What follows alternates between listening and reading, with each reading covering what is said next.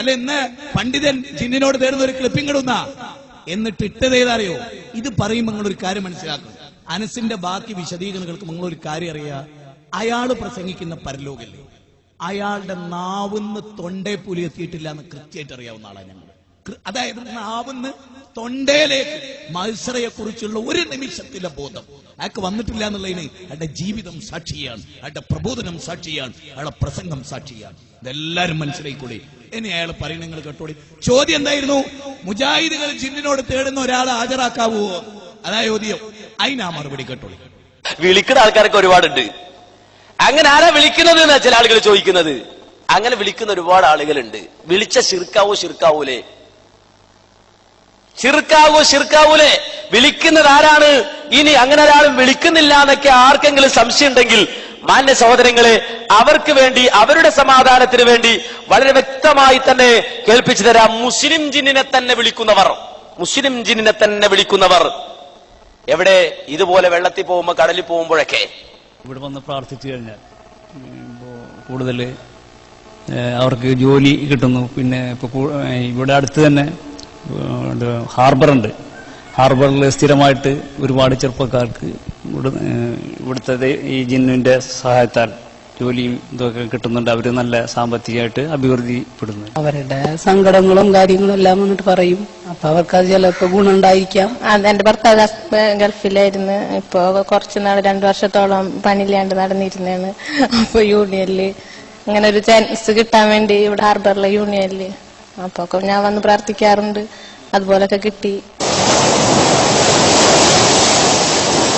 കടലിന്റെ കനിവ് തേടി പോകുന്നവരുടെ ആശ്രയവും ഈ ജിന്ന് തന്നെ. ഏത് കടൽക്കോളിൽ നിന്നും തങ്ങളെ രക്ഷിച്ച് കരയ്ക്കെത്തിക്കുന്ന ശക്തിയാണിതെന്നും മത്സ്യത്തൊഴിലാളികൾ വിശ്വസിക്കുന്നു.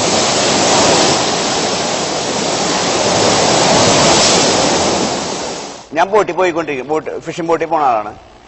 അപ്പോ ഒരു മാസം മുന്നേ അഴിമുഖത്ത് ബോട്ട് വട്ടണം വീഴാന്ന് പറഞ്ഞ സംഭവമുണ്ട്.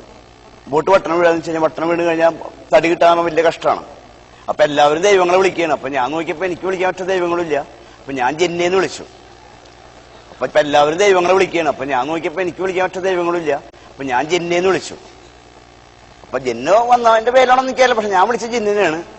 ബോട്ട് നേരെ കാറ്റും കോളിലൊക്കെ പെട്ടിട്ടുണ്ട്. പിന്നെ കടല് കൂടുതലുള്ള ടൈമിലൊക്കെ വളരെയധികം കഷ്ടപ്പെടാറൊക്കെ ഉണ്ട്, ബുദ്ധിമുട്ടൊക്കെ ഉണ്ട്. ജിന്നിനെ ഞങ്ങൾ വിളിക്കാറുണ്ട്, സഹായിക്കാറുണ്ട്. ഉണ്ടോ ഈ ഗോപിച്ചേട്ടൻ? ഞാൻ ഈ പ്രസംഗം കേൾക്കുന്ന മുഴുവൻ ആളുകളോട് ഇവനെ മനുഷ്യനായി നിങ്ങൾ അംഗീകരിച്ചാൽ പോലും നിങ്ങൾക്ക് ന്യൂനത ഉണ്ടെന്ന് ഞാൻ പറയും. എന്നിട്ടല്ലേ ഇവനൊരു പണ്ഡിതനായിട്ട് KNM-കാരോട് ഞാനൊരു കാര്യം പറയണം. TP ഒക്കെ ഇപ്പം നയിക്കുന്ന KNM-ൽ ഇവന്റെ ഒക്കെ പ്രസംഗങ്ങൾ ജീവിക്കുന്നെങ്കിൽ നിങ്ങൾ ആഖിറത്തെ കുറിച്ച് നിങ്ങൾ വീണ്ടും വിചാരം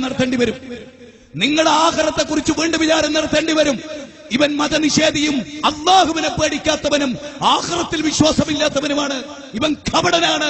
ഇവൻ ചെയ്യുന്ന അക്രമം കണ്ടോ? മുജാഹിദുകൾ ജിന്നിനോട് തേടുന്നവരുണ്ടോ എന്ന് ചോദിച്ചിട്ട് ഗോപി തേടുന്നു. വിശുദ്ധ ഖുർആൻ സൂറത്ത് ജിന്ന് വായിച്ചവൻ പറയൂ, അത് ലോകത്ത് പലരും ജിന്നിനെ പ്രാർത്ഥിക്കുന്നുണ്ട്, ആരാധിക്കുന്നുണ്ട്. അതെടുത്തിട്ടാണോ മുജാഹിദുകളുടെ നേരെ ഈ അനീതി കണ്ടിട്ട് ശബ്ദിക്കാൻ കഴിയാത്തവരെ, കച്ചിത്തം മൂത്തവരെ, ഏത് പരലോകമാണ് നിങ്ങൾ കാത്തു നിൽക്കുന്നത്? ഏത് പരലോകമാണ്? ഇതാ അനസ്. ഈ അനസിനെ നിങ്ങൾ തിരിച്ചറിയുക. ഇവന്റെ പ്രസംഗ സദസ്സിലിരിക്കുന്നത് പോലും അള്ളാഹ്ക്ക് വെറുപ്പുള്ള കയ്യിലായിരിക്കും. നിങ്ങൾ മനസ്സിലാക്കണം. ഇവനെയൊക്കെ നിങ്ങൾ തിരിച്ചറിയണം. നോക്കൂ, ഇത് പല സദസ്സിലും കാണിക്കാൻ മുജാഹിദുകളുടെ മനസ്സ് വേദനിച്ചു. അനസേ, നിന്നേക്കാൾ കൂടുതൽ തൗഹീദ് പറഞ്ഞവരാണ് ഞങ്ങൾ.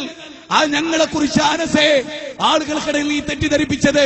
വരും അനസേ, ആ പരലോകത്ത് നീ വരും അനസേ. ഇന്നഹാ തർമീ ബിശർരിൻ കൽകസർ കഅന്നഹും ജിമാലത്തുൻ സുഫർ.